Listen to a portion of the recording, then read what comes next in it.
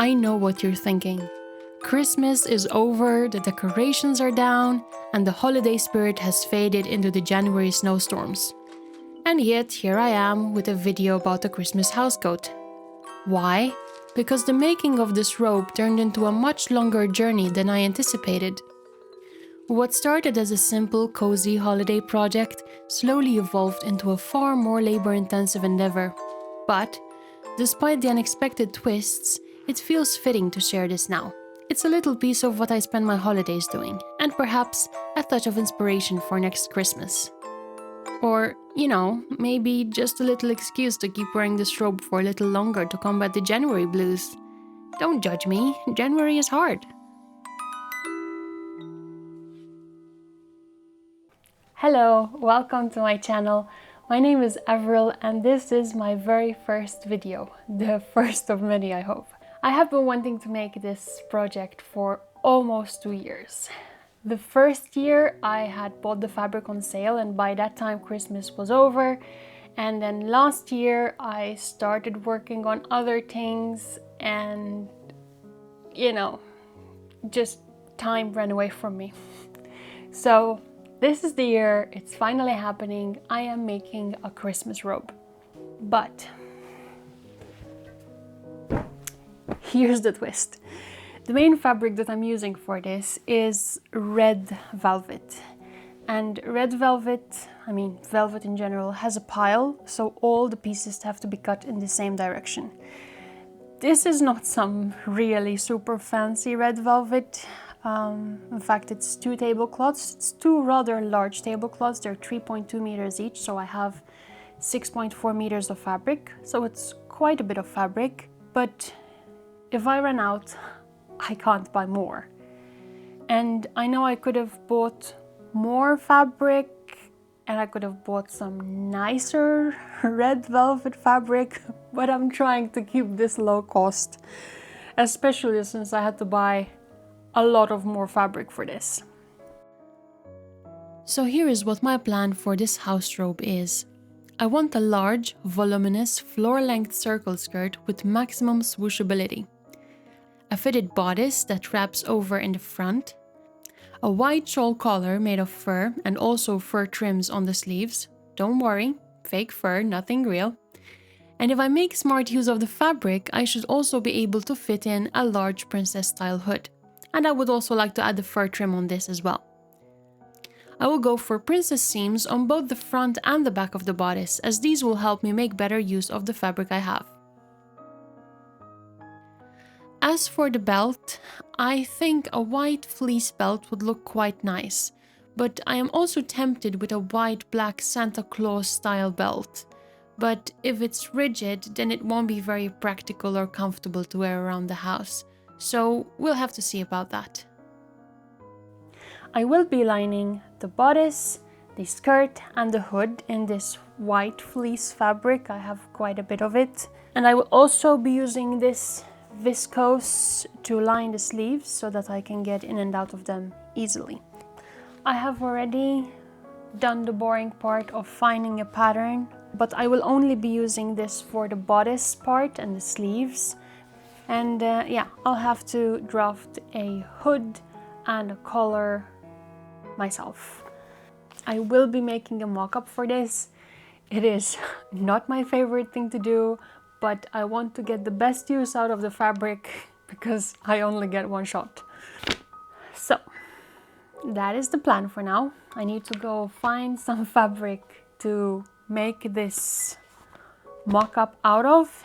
And I also need to go and pre-wash this red velvet fabric and hope it doesn't bleed a lot. So let's see, let's go. So I started by cutting out the bodice pattern pieces to make a mock-up. The pattern was already drafted to my custom measurements, but it was originally designed for a wrap-over style dress without a collar. Since I wanted to add a snug, cozy collar, I needed to check how the neckline fit first, to make sure that the collar that I draft would sit just right.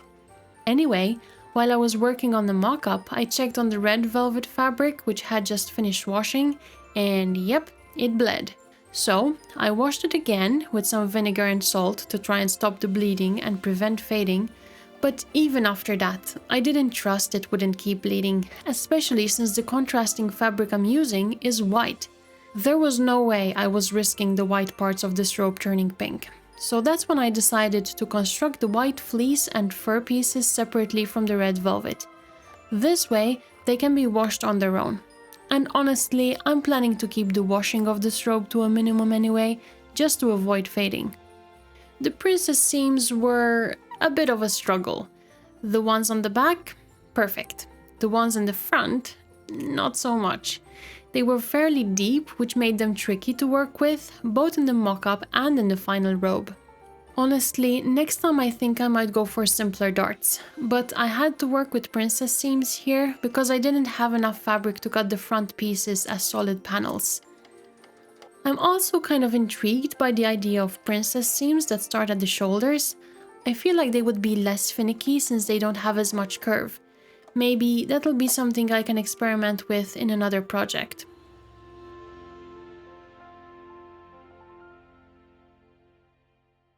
So starting the back feels great, fantastic. I might add a little bit in each seam just so that it's a little bit looser, just a tiny bit looser, not much, but other than that it fits fantastic. The front, we have it how it's meant to be. No, ignore this part, I messed up. I think it's good, but that means that it needs to be quite tight, and I'm not gonna do that. I want it to be a bit looser, something like this. And this means that if I have it like this, there's a gaping front, and I don't want that. So what I'm gonna do, like the side panel is great, but I think I will do this, and the little gaping part I will have to reduce it a bit from here. I'm gonna go fix this front panel. Hello, it is day 2. I have made changes to the paper pattern based on the mock-up that I had yesterday. So what I did was I removed the piece from the front center from the princess seam over here, and I also removed a bit from here to make it cinch down. This should make the neckline less gaping. I also added an extra piece here because I thought that it needed it, simply because I decreased a bit of width here.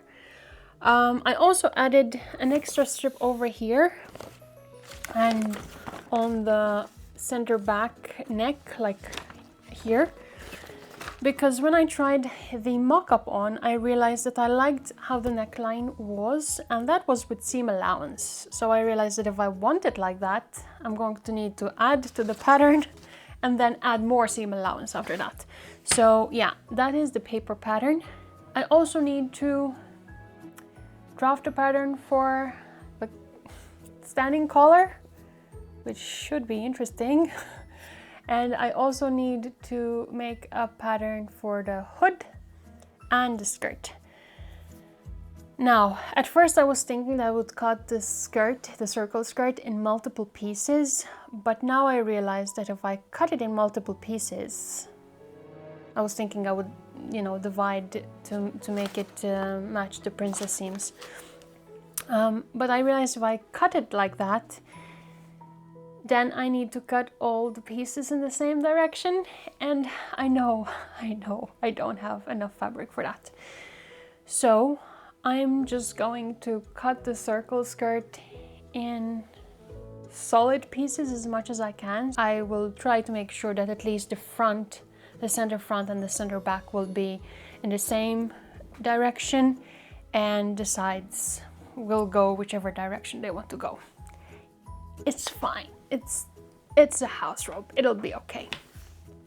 But that tells me that if I do want to make one properly one day with nicer, luxurious velvet, I will need to buy way more than 6 meters. Yeah, that said, I'm also going to need to plan it out so that I can see how much fabric I actually have. Usually what I like to do is draw it to scale on a piece of paper and place all the pieces, and yeah, I will do that.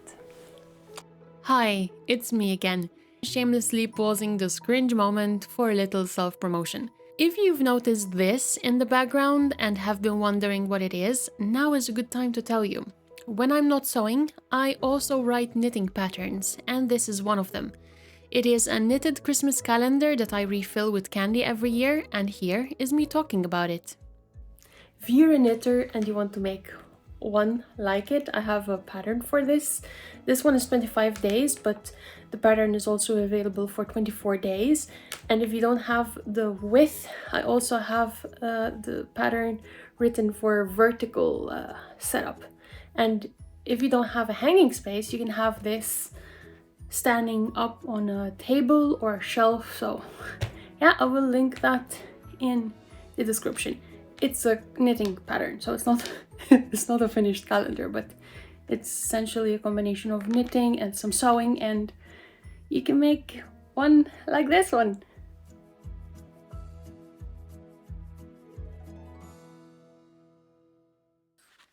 Then I assumed the Quasimodo posture and started drafting a shawl collar on a frozen pizza box, because why not?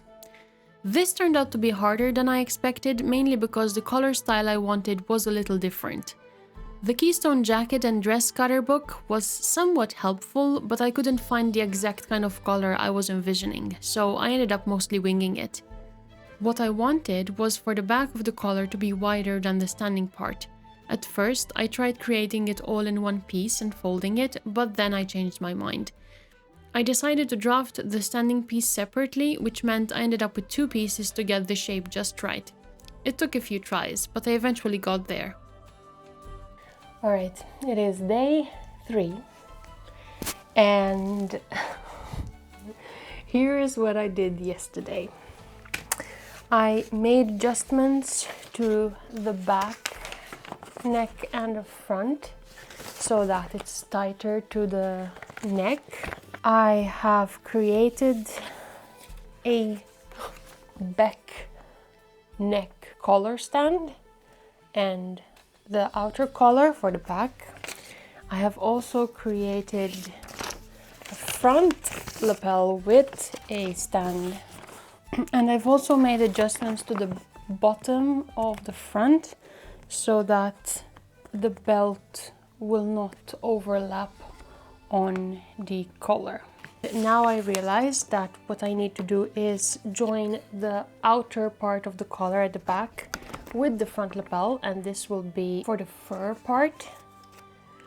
And this part of the collar stand on the lapel and the back part, I will join these in one piece together, and that should help me cut the piece better, because I don't want the fur to be on the inside of the neck. I think that could get very, I don't know, staticky. So I think I'll have the inside, the collar stand will be of fleece or viscose, and then only the outer part of the collar will be fur. I think it's time to put it properly on some actual paper and join the things. I have also taken some time and measured what the hood should be like, and I made a little drawing here. I don't know if you can see it, but I will be drafting this onto paper as well, so I will have a hood pattern. So let's do that now. First, I joined the front and back collar pieces to create 2 pattern pieces, one for the outer shawl and one for the inner collar stand. I made sure to smooth over the curves where the pieces joined so everything looked cohesive and made sense. However, I am not a huge fan of how I handled the inner collar stand. It tapered into a very pointy end, which in hindsight I might have approached differently. Maybe keeping it attached to the main bodice would have been a much better idea. But hey, it worked, so it was good enough. Next, I drafted the hood using some measurements I had taken and the little pattern model I had drawn earlier. I'm really happy with how this hood turned out in the final product. I am especially glad I didn't make it larger, because I wouldn't have had enough fabric. But for another project, if I have enough fabric, I would love to make it a bit bigger, so I can have more volume at the base. But for something I drafted completely from scratch, I think it turned out fantastic. Finally, for the skirt portion, I thought I could reuse the circle skirt pattern I already had. But as it turned out, the waist width of that pattern didn't match the bodice pattern, so I had to draft a new one from scratch.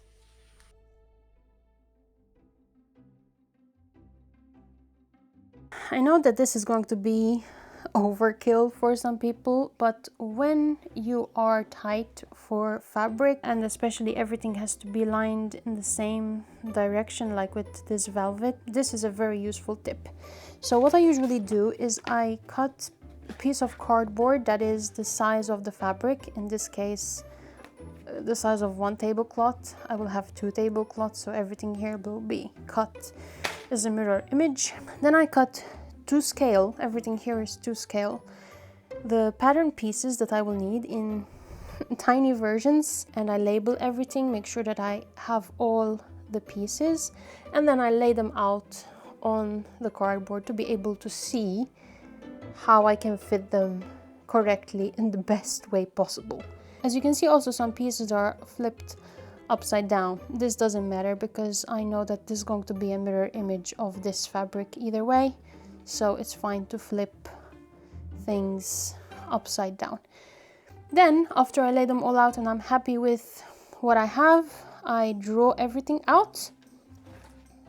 And I have a guide on how I'm going to cut out all the pattern pieces, make sure that everything is all in the correct direction. And I keep all these pieces with my pattern, because if I decide to do this again, then I can use the same pieces to put them on the fabric that I buy. Or even sometimes I can use them to calculate how much fabric I need to buy. So it's a very, very neat trick. It takes some time, but I think it's worth it. All right, let's go continue cutting some fabric now. It was then time to start cutting some fabric. I laid out the fabric and marked it with arrows to ensure everything was aligned in the same direction. This comes in super handy, and since it's chalk, it all eventually rubs off. I lined up the 2 tablecloths against each other and pinned them together all over, so I could cut the pattern pieces 2 at a time. This took forever, and I poked myself with pins more times than I'd like to admit. But it was worth it, as it helped minimize warping since the fabric had a slight stretch to it. Here, you see me using an inverted pattern piece for the skirt. This is basically the negative space of the pattern, the part you typically cut off and toss. It saved me from having to make a huge pattern skirt. This method works quite well. You mark the center point of the pattern piece, then use a ruler or tape to trace the skirt's bottom edge. If you decide to try this yourself though, don't forget to include seam allowances. Don't ask me how I know that.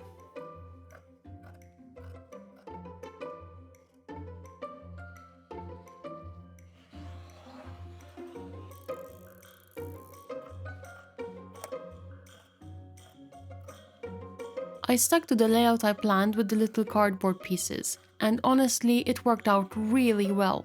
It made the whole process so much easier, and I had plenty of room for all the pieces I needed. It was super satisfying to see everything fit so nicely, especially since without this plan, things could have easily gone south. Measure twice, cut once. Isn't that the saying?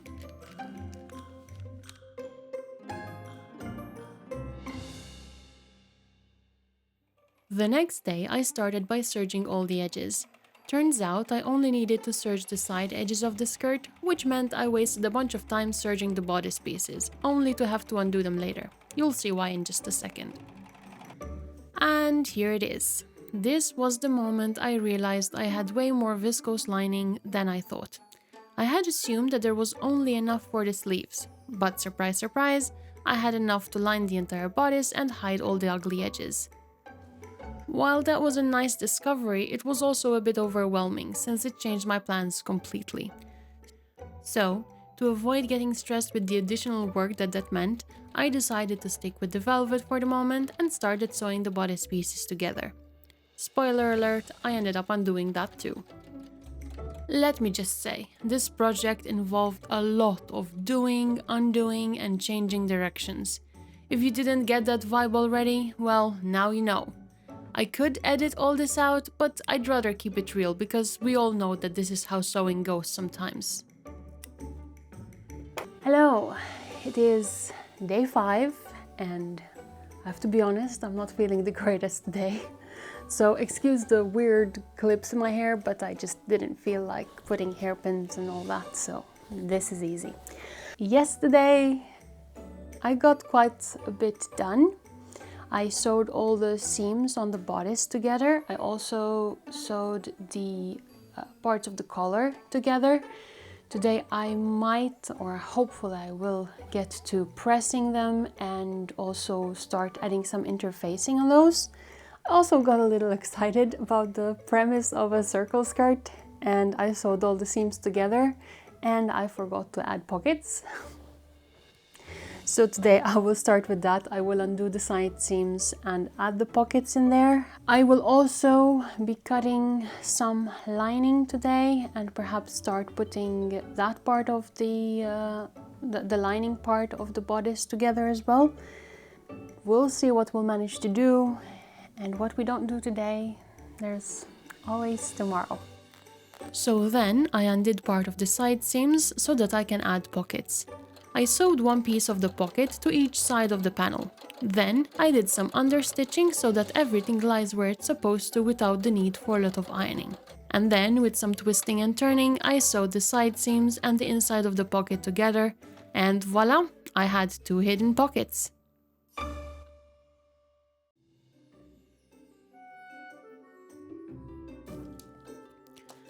And then it was time for the collar. I had already sewn the red velvet pieces together, but I needed to add some structure with horsehair fabric. To simplify things, I combined the collar and stand pattern pieces and cut the horsehair fabric as one piece. This worked out pretty well, and it made it much easier to handle. Next, I pinned the horsehair to the underside of the velvet collar and got everything ready for pad stitching. I used the tailor's ham to shape the collar correctly, which is the whole point of this step. That said, later on I wasn't too thrilled with how stiff the collar turned out, so I ended up adding another layer of canvas to make it more rigid.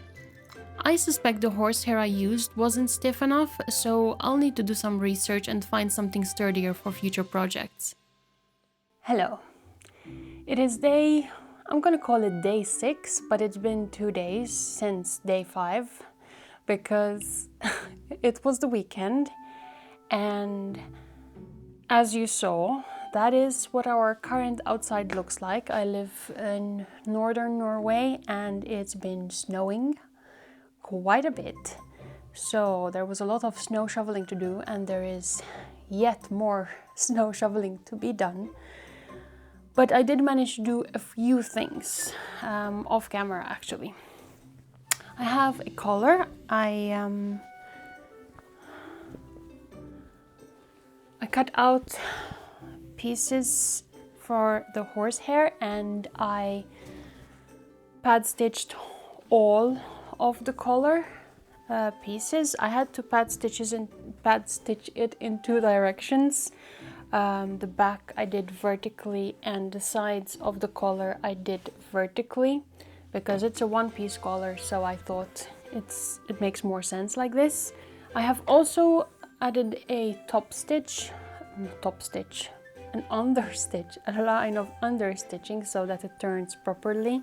Let's do some stuff today. I will have to shovel snow again, so probably I won't get done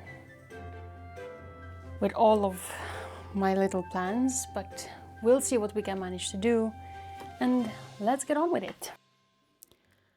I pulled out all the stops when ironing this collar. Mostly I relied on steam, my hands and the clapper. I wish I had a better setup for pressing velvet, but since I didn't, I had to be extra careful to avoid crushing the pile too much. This is one of the reasons why I don't really enjoy working with velvet. Next, I tackled the lining, and let me tell you, this fabric was a complete nightmare to work with. That's why there's no footage of me cutting it. It was painful enough to do, let alone to watch. It feels silky and amazing on the skin, but cutting it and sewing it was anything but amazing.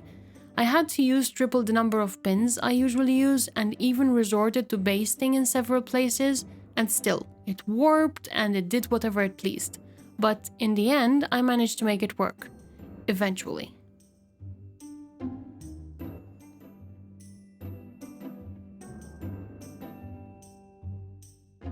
Okay, I did something. I like how the bodice fit, but I did not like how the seams were looking. They were not standing and laying as flat as I would like them to be, even after I pressed them. So I took the bodice apart and I'm going to cut some horsehair canvas to line the entire bodice so that it keeps everything standing the way it should stand, so it will be a bit more tailored. I have enough canvas to do that, so hopefully I'll have a nicer fitting bodice and everything lays as it should. Better now than regretting it later. Let's do that. So then I proceeded to cut horsehair canvas for all the bodice pieces, except for the sleeves. I basted them loosely to the velvet, as you can see here. This makes both layers of fabric behave as one, and I only took out these stitches at the very end of the project. Then I pinned all the pieces together. Then for the second and last time I went back to sewing the bodice pieces together. It was time to iron the seams, and oh boy, there was a lot to learn.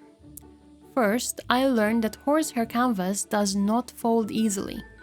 Getting these seams to lay perfectly flat, even with a clapper, was a real challenge. To make things trickier, I couldn't use high heat because, as I said 100 times already, velvet has a pile. And this one is also polyester. The last thing I wanted was for it to turn into one big melted glob of plastic. Second, fusible interfacing and horsehair canvas, not exactly best friends. To tackle the stubborn seams, I tried adding strips of fusible interfacing, which eventually worked, but it was far from easy. In hindsight, a better approach might have been to cut the horsehair pieces and overlap the edges before sewing them together. But that sounded like a ton of work, and I wasn't about to redo everything again. Hello! It has been a few days since the last time I have touched this project. So let me catch you up where we're at and what my thought process is right now. I have realized that the bodice right now is already 3 layers. The outer layer, the horsehair interfacing, and also the viscose lining. I tried it on, it's plenty of layers. It doesn't need another fleece layer in there. And I also pinned the skirt to the bodice, and I also realized how full and nice it is, and it doesn't need more. So I will not be lining the skirt either. I will not be using the fleece lining at all. The only thing I will be using the fleece lining for is the belt, and maybe to add to the attachable, or detachable rather, the detachable collar, maybe. I will also today work on attaching the collar to the bodice and also the sleeves. Also, something about the bodice is bothering me a little bit because the princess seams in the front are not sitting as smoothly as I would like them to be.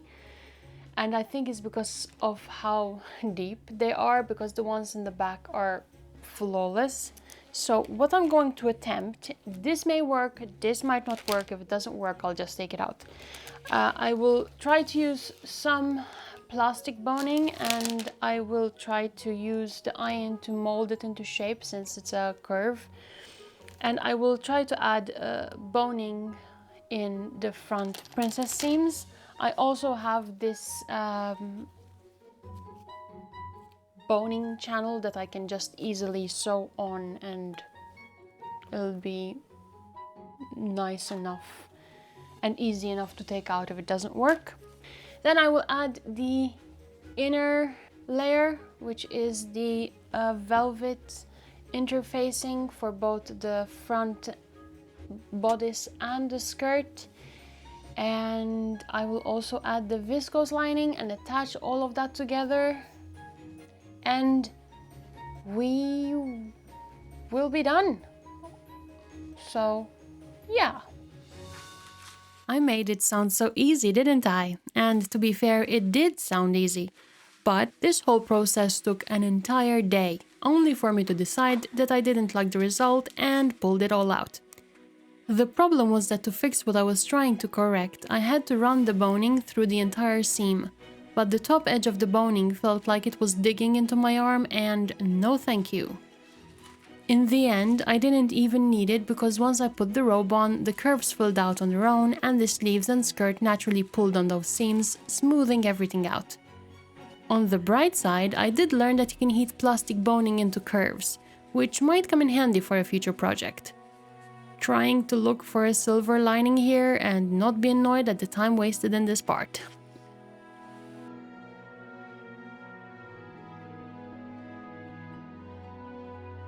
So now we are skipping to the part where I had removed the boning, added some fusible interfacing to smooth the seams, and decided the shoulders needed a little extra padding.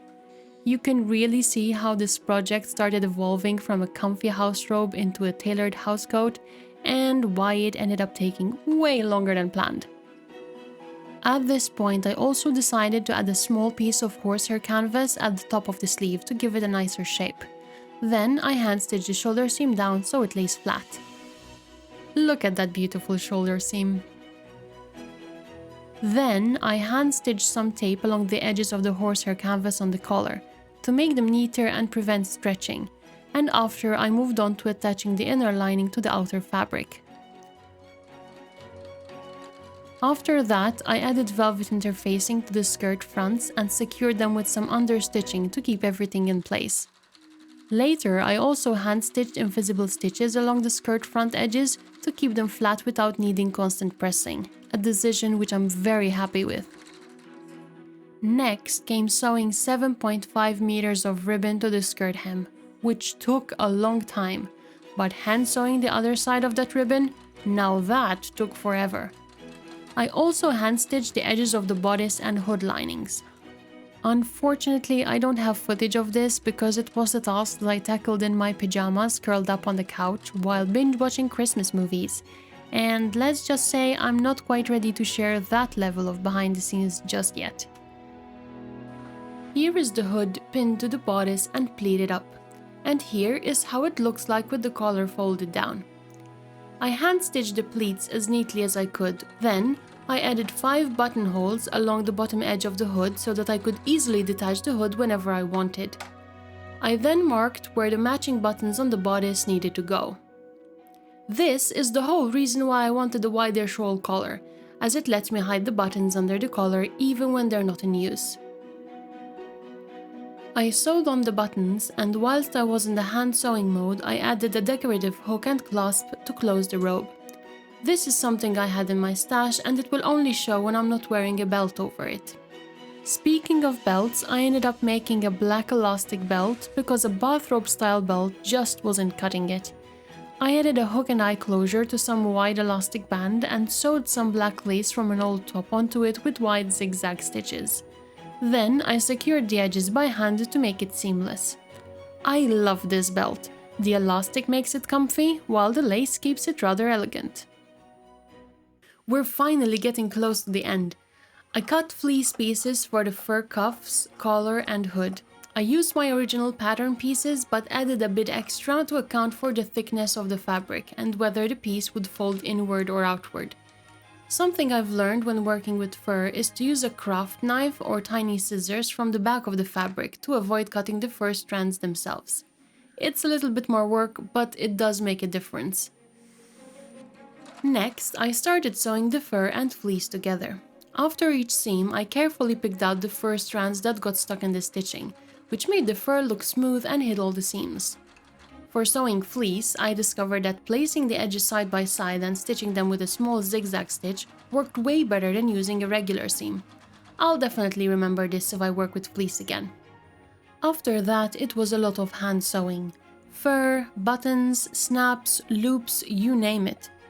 On the fur trim of the hood, I added tabs with snaps that go through matching loops on the hood. This keeps the fur trim in place without having any visible buttons on the outside of the hood, especially when the fur isn't in use. I also added ribbons as an additional closure on the inside of the robe. And yes, I did all this while curled up on the couch with audiobooks and tea, so you won't be seeing that. And just like that, it was finished. So without further ado, here is the final finished project.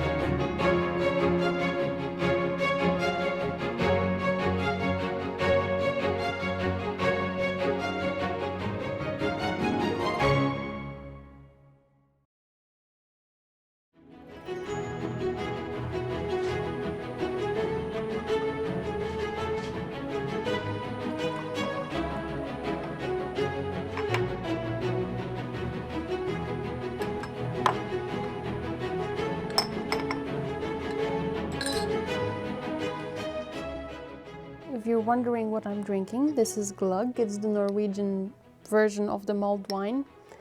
Without the wine, but it is so good. It's delicious. It just tastes like Christmas. Anyway, final thoughts. I am very happy, very, very, very happy with this. It turned out how I thought it was going to turn out. It looks how I wanted it to look. It doesn't feel how I wanted it to feel, so it's more of a suit or a coat rather than a comfortable lazing about house robe, and I'm fine with that, but it also means that you won't find me cooking or cleaning or baking with this.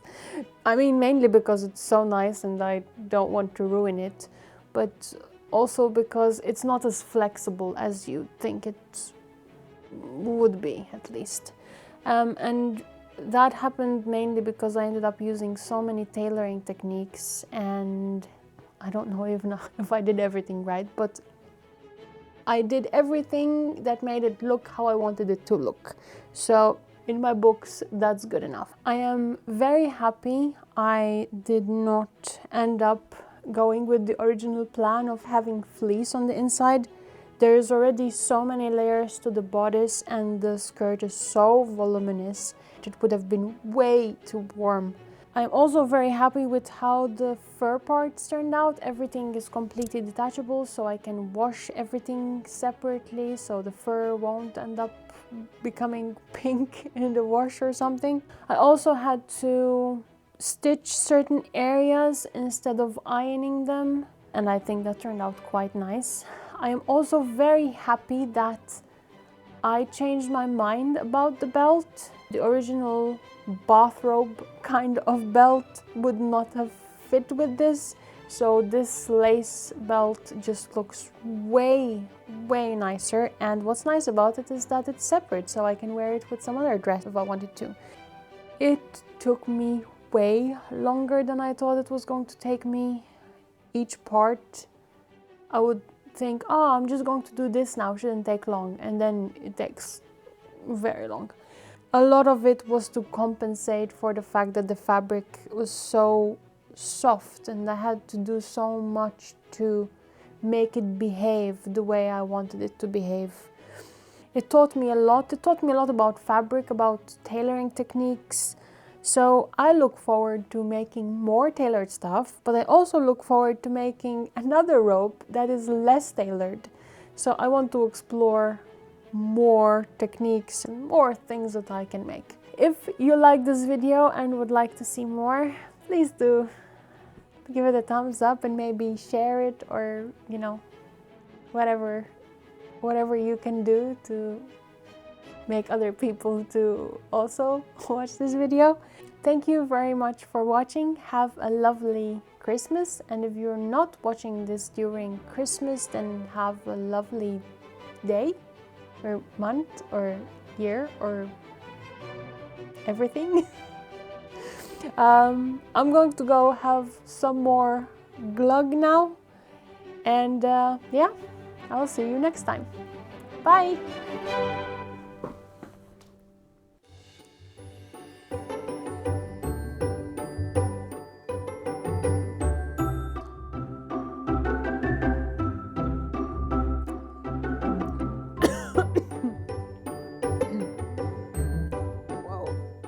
I spent 2 days sewing buttons. I don't know.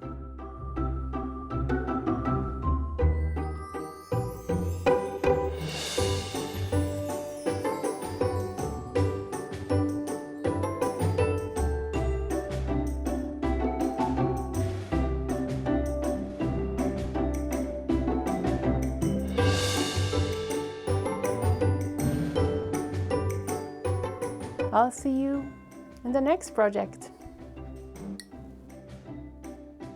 Enjoy. Enjoy.